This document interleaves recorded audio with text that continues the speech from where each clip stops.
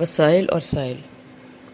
یوں بھی ہو سکتا ہے کہ جو مال آپ کے پاس ہو اس سے آپ کو رغبت ہی نہ ہو، یا آپ سوچتے ہوں کہ میں ضروری ایک نیک انسان ہوں جبھی تو مجھے اس قدر نوازا گیا ہے، یا یہ خیال ہو کہ جو میرے پاس ہے وہ میرا ہی ہے، یا اگر مجھ کو ضرورت نہیں بھی ہے تو اڑاؤں لٹاؤں عیاشی کروں، کسی کو کیا، یہ میرا مال ہے، یا میں کسی کو کیوں دوں، یہ میرے پاس ہے، بس میرا ہی حق ہے۔ تو آپ کی ان میں سے ہر ایک سوچ غلط ہے۔ سب سے پہلے تو یہ جان لیں کہ جو مال آپ کے پاس ہے وہ اللہ کا ہے، آپ کا نہیں ہے، بلکہ آپ کے پاس اللہ کی امانت ہے، اور وہ بتا چکا ہے کہ اس کو کب، کہاں اور کیسے استعمال کرنا ہے۔ ضرورت مندوں کا آپ کی طرف آنا یا لوگوں کا اور لوگوں کو آپ کی طرف بھیجنا اس بات کی دلیل ہے کہ آپ کو خالق نے چند اور افراد کے مال کا رکھوالا بھی بنایا ہے۔ مال تو دینے والے کا ہی ہے، یعنی کہ اللہ رب العالمین کا، جسے جیسے چاہے نوازے، مگر یہ نوازنا اڑانے لٹانے کے لیے نہیں ہے، معلوم رہے۔ اب آپ کو معلوم ہوا نا کہ آپ صاحب وسائل کیوں بنائے گئے ہیں؟ معلوم تو ہو گیا، اگلا مرحلہ یہ ہے کہ اب کیا کرنا ہے، کہاں سے اور کیسے کرنا ہے۔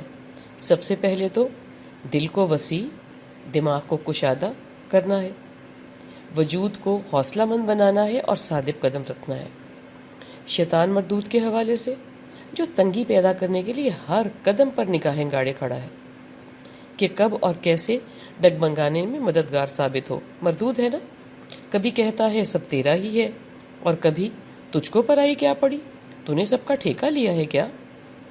وہ مالک ہے، جس کو چاہے گا دے گا، تجھے کیا فکر، تجھے اڑانے کے لیے ہی ملا ہے۔ اس راندہ درگاہ کی بالکل نہیں سننی، ہماری دنیا اور آخرت کا سب سے شر انگیز برباد ہے، بربادی ہی چاہتا ہے۔ بندوں کی آزمائش کو کھلا پھرتا ہے نامردود، خود کو تو دھکے پڑے ہی تھے، ہم کو بھی بے وسیلہ کرنا چاہتا ہے۔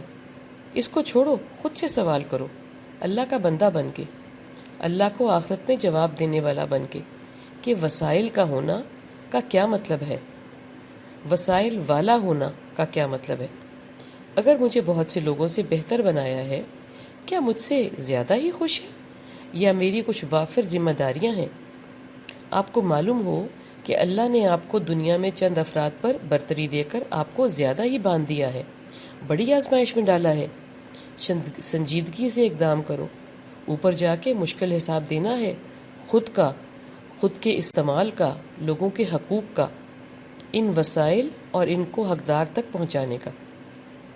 آپ کے دل کو، عقل کو خوش ہونے کی بجائے فکر مند ہونے والی شکل دھارنی چاہیے۔ اب یہ وسائل جو آپ کی تجوری کی زینت ہیں، یہ سب ایسے ہی ہیں جیسے کہ دنیا میں بکھرے وسائل۔ ہاں، مگر کچھ تو اب کمانے پڑتے ہیں قدرتی وسائل بھی، جیسے کہ آپ بے دھڑک کسی کے باغ سے پھل یا پھول گھر نہیں لے جا سکتے، اور چند وہ جو سب کے لیے ہیں، جیسا کہ جو جب چاہے جیسا سانس لے، جیسا قدرت کے نظاروں سے لطف اندوز ہو۔ تو یہ سمجھو کہ تم کو اللہ نے کیا درجہ دیا ہے، وسائل کا مالک بنا کے، جیسا کہ وسائل کمانے پڑتے ہیں، ہم نے کہا نا۔ تو آپ کے پاس جو پیسہ ہے وہ اب صرف آپ ضرورت مند کو ہی دیں گے، اور جیسا کہ قدرتی نظاروں پر، ہوا پر سب کا حق ہے، جیسے چاہے فائدہ اٹھائے، ایسے ہی ہے آپ کا اچھا اخلاق، اچھی سوچ، مدد کا جذبہ، پیار بھری نظر، وافر وقت، دل میں دعا، ہر چھوٹے بڑے کے لیے، اچھے برے نیک بد سب کا حق ہے۔ اس کا اجر ہے، کمائی خود کرنی ہے، مقام خود کو دینا ہے اچھائی کا، آگے والا جو بھی ہو جیسا بھی ہو۔ قدرتی وسائل الگ تو ہیں، مگر وسائل ہی ہیں جو آپ کو بھی دیے ہیں۔